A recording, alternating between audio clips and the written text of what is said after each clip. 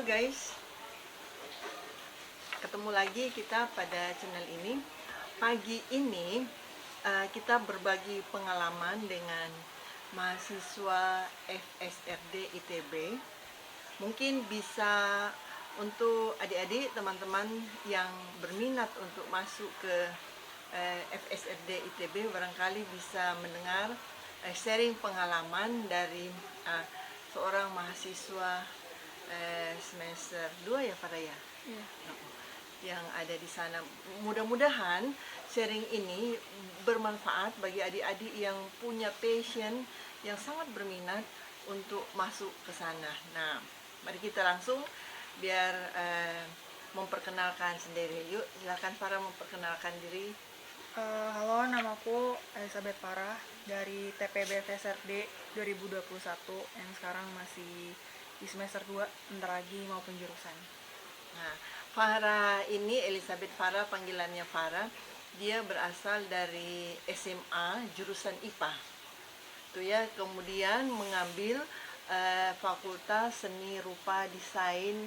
Nah, FSD Fakultas Seni Rupa dan Desain ITB, salah satu fakultas non eksak yang ada di ITB. Jadi ada dua, yang satu FSRD, yang satu yang belakangan kemudian ada manajemen ya, SBM. ya.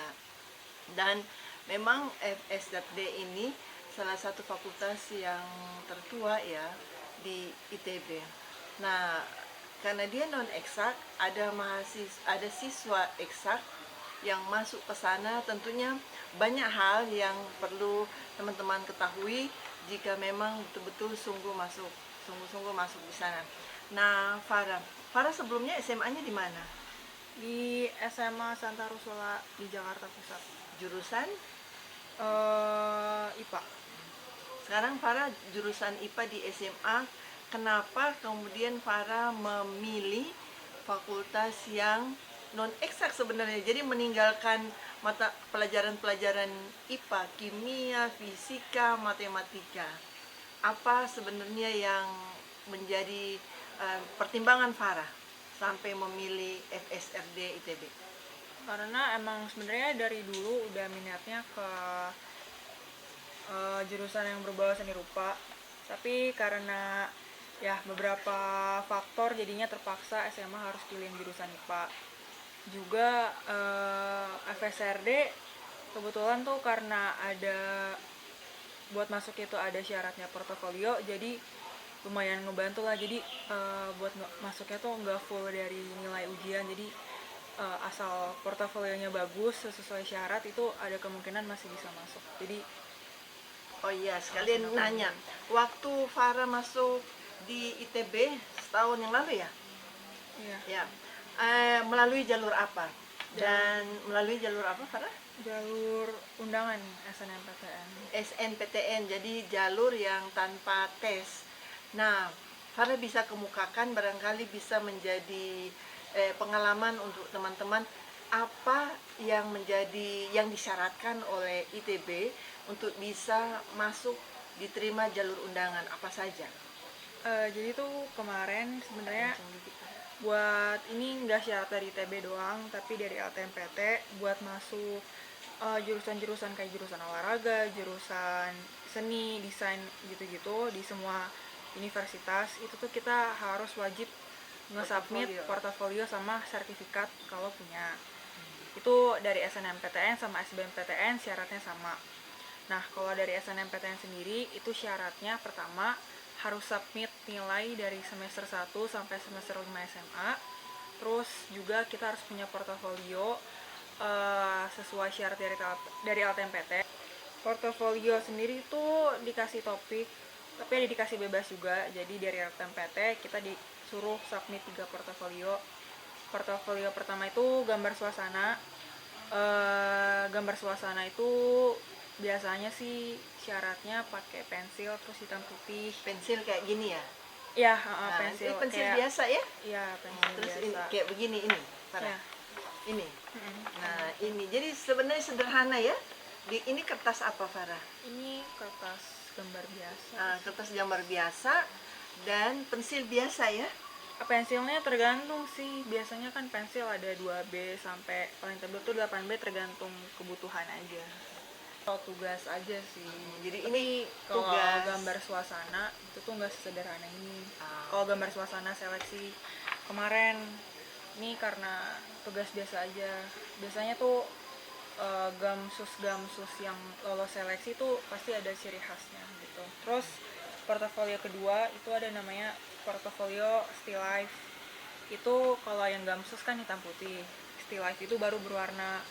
Nah biasanya tuh dikasih soal juga, semacam soal instruksi yang ada di portofolio still life itu tuh ada objek apa aja, terus syarat-syarat itu misalnya di portofolio yang harus digambar tuh harus ada benda berlogam, harus ada buah semangka. Setiap tahun tuh pasti ada ciri khasnya, kayak misalnya di tahun aku kemarin tuh ciri khasnya tuh ada pisau sama buah semangka. ketika masuk di sana dengan backgroundnya siswa IPA, apa yang Farah rasakan ketika meninggalkan mata kuliah pelajaran-pelajaran eksak itu? Apa yang Farah temui di semester pertama dan semester kedua? Apa yang aku pelajarin ini intinya sih, apa yang aku pelajarin di pelajaran sebagai 3 tahun siswa jurusan IPA, menurutku sih gak ada yang hubungannya selama jadi anak Ditinggalkan ya, goodbye. ya. Tapi pasti ada mungkin sistematika berpikir ya. Mata IPA, jurusan IPA itu tidak hilang sama sekali, tetapi pasti tertanam dalam cara berpikir dan sebagainya. Mungkin masing-masing yang merasakan itu. Nah, Farah ketika semester pertama dan kedua kan selama di SMA tidak ada tugas-tugas yang unik seperti itu, ya kan? Paling Farah ikut-ikut lomba, menggambar, tapi ketika masuk ke dalam satu mata kuliah yang dinilai dengan tugas-tugas yang seperti itu detail, apa yang Farah rasakan? Dan model pembelajaran kan pasti kalau di SMA dalam satu kelas guru kasih mengajar, kasih tugas. Nah ketika di sana apa yang model pembelajaran seperti apa yang berbeda yang Farah rasakan? Beda model pembelajaran apa ya? Nah kita karena mahasiswa seni kali ya, karena kan serba praktek, dosen juga bingung mau ngajarin teori, juga paling teori dasar. Selebihnya tuh dari kita gimana kita Berkreasi. ya berkreasi, paling ya kita habis dikasih soal instruksi contoh ya kita langsung disuruh gambar ya setangkap kita tentang soal ini. Tapi untungnya sih karena kita saling tanya sama teman kalau misalnya kerjain tugas bareng teman, jadi saling tahu kayak apa sih yang harus dikerjain gitu. Jadi mereka di sana mungkin kalau ini karena jurusan yang berkaitan dengan seni ya, jadi berbeda mungkin dengan yang lain, bisa nyontek ya. Kalau ini walaupun mereka dengan topik yang sama mengerjakan sama-sama, pasti tampilannya akan berbeda ya nggak Farah? ya. Jadi ketika kamu bekerja sama-sama, yang Farah kalau di SMA kan ada nyontek-nyontek, kalau di sana apa yang Farah rasakan? Apa ya? Nggak bisa gitu ya? Nyontek gak bisa, paling kalau misalnya ketahuan plagiat gambar teman itu paling diomongin sih sama dosen atau ditegur sama asdos. Oh. Tapi plagiat juga pasti ada garis-garis yang berbeda ya? Paling bukan plagiat sih, tugas kita dijokiin sama teman atau Oh. dibantuin teman gitu. Terus kalau tugas rata-rata berapa lama dikasih?